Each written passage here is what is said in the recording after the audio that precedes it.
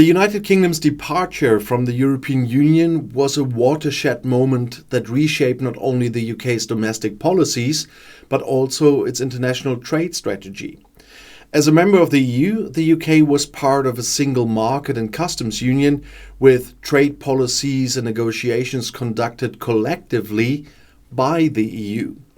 Post-Brexit, the UK has the autonomy to negotiate its own trade agreements with non-EU countries, but it remains bound by significant restrictions when it comes to negotiating directly with individual EU member states.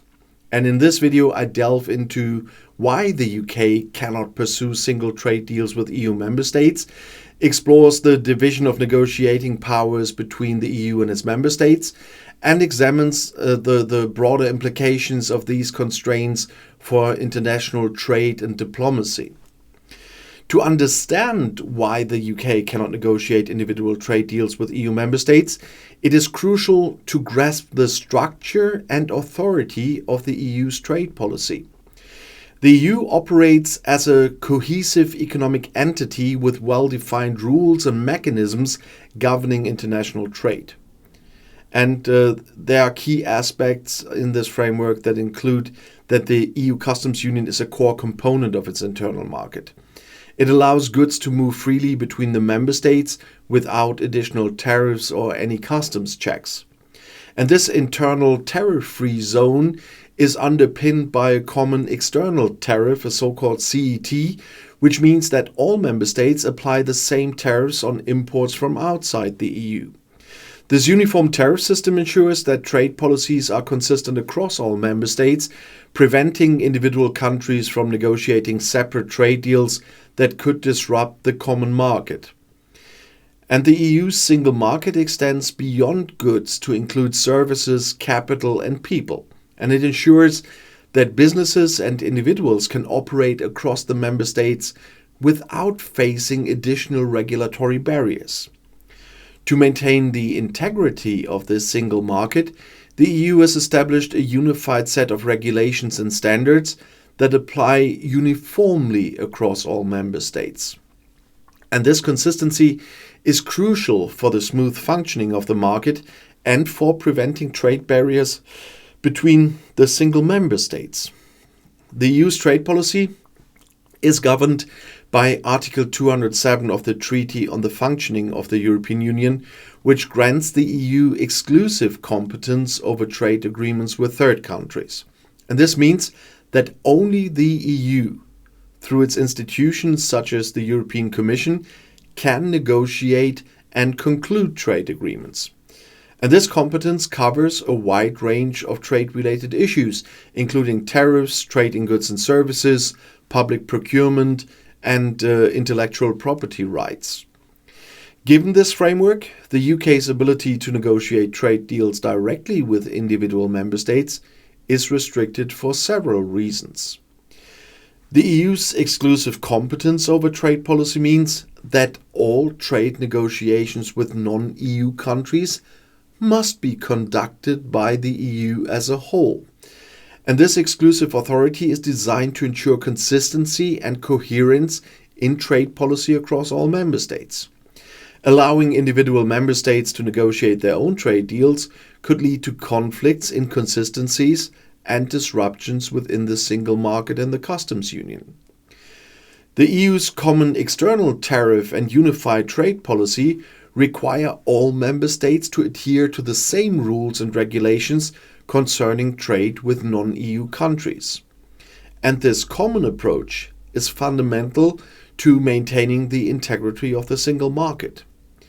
If individual member states were allowed to negotiate their own trade agreements, it could undermine this consistency, leading to potential trade barriers and competitive imbalances within the EU. The EU's treaties and institutional framework establish the legal basis for its common trade policy. And these treaties, which include the Maastricht Treaty and the Lisbon Treaty, create a legal environment where trade policy is managed at the EU level, though all member states decided that this is so. Sovereign decision, I just say.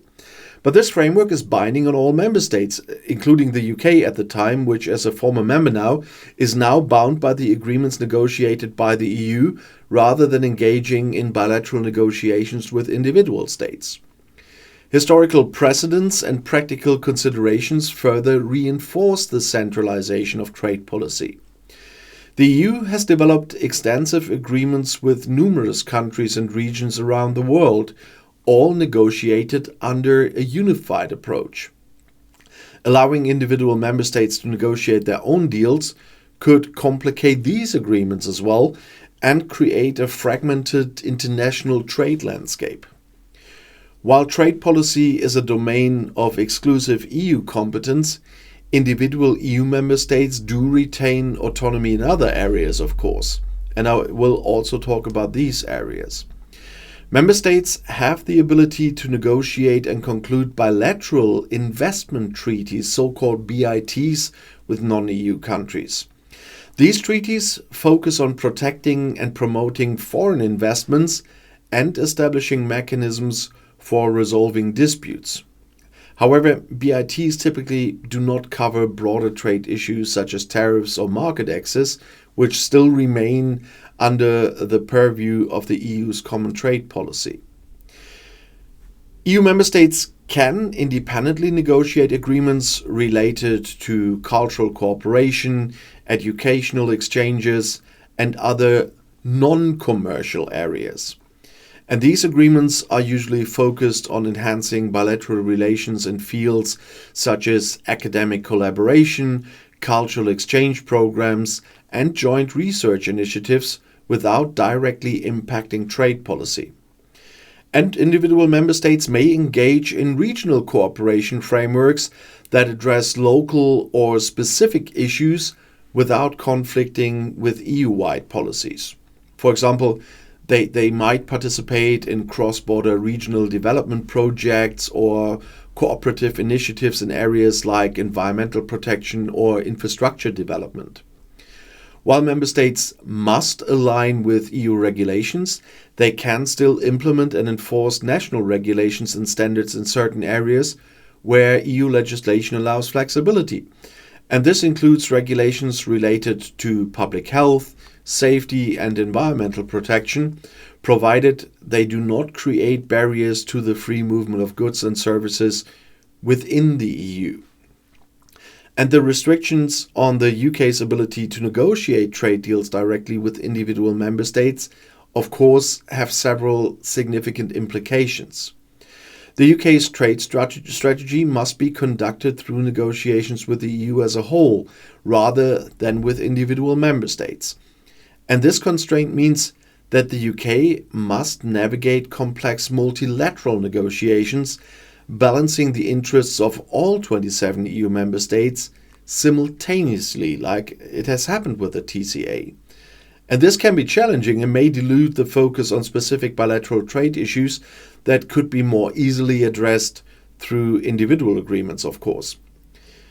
But the EU is the UK's largest trading partner, and the inability to negotiate directly with individual EU countries limits the UK's ability to tailor trade agreements to address specific economic needs or barriers.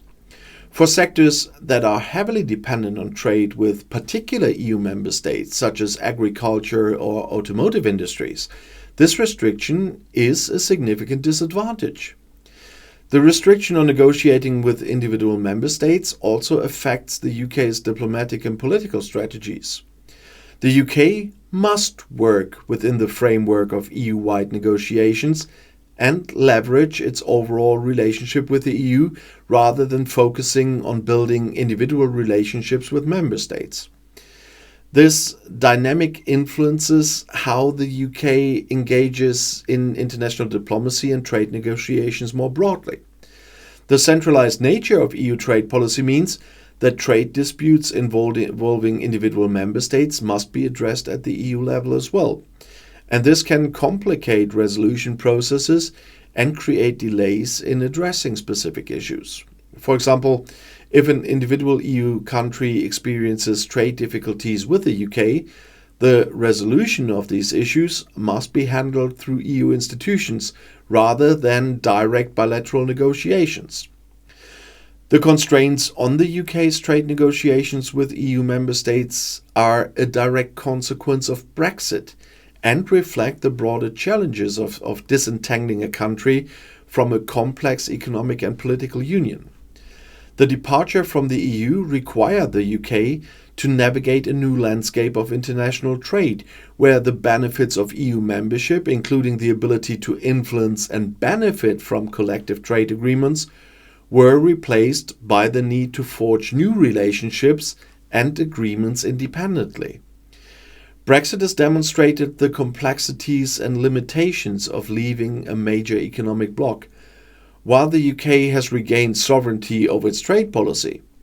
The inability to negotiate directly with individual EU member states underscores the challenges of balancing national interests with the constraints of international agreements.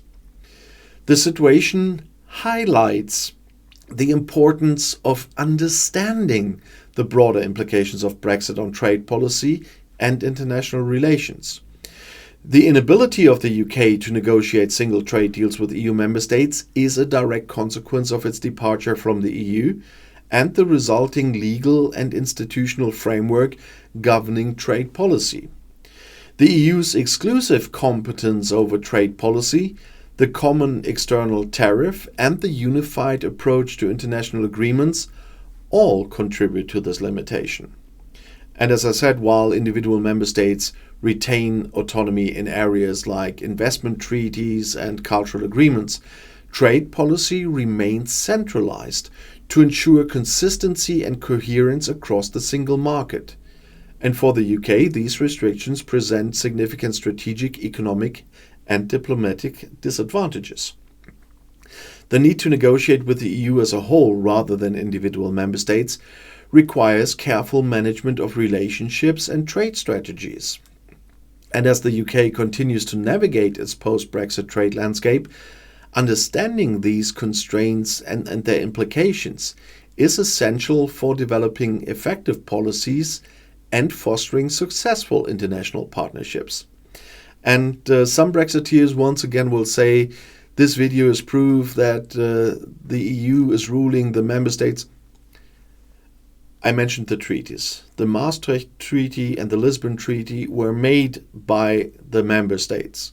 The member states are still sovereign. They decided that the EU will have these competences. That was a sovereign decision by the member states, including the UK at that time, by the way. And that is where people always try to twist reality. The member states are completely sovereign. It's their sovereign decision what is handed over as a task to the EU and where they take a step back of not getting involved there anymore. But it is their sovereign decision to do so. And if you want to see another video, the next one is right here in the end screen. I'll see you there. I'll be back.